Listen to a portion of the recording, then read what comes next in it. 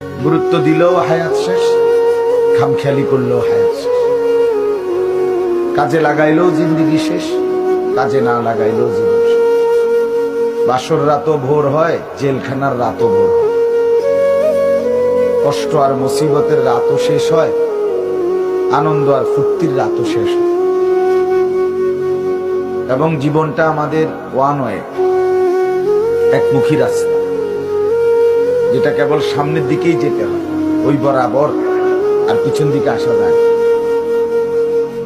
এইখানে আমরা যারা কল্পনা করেন, আমরা যারা বসেছি, কেউ ইচ্ছা করলে আজকের দুপুরে আমরা আর ফিরে যাইতে পারবো? কোন সুযোগ, কোন যোগ্যতায়?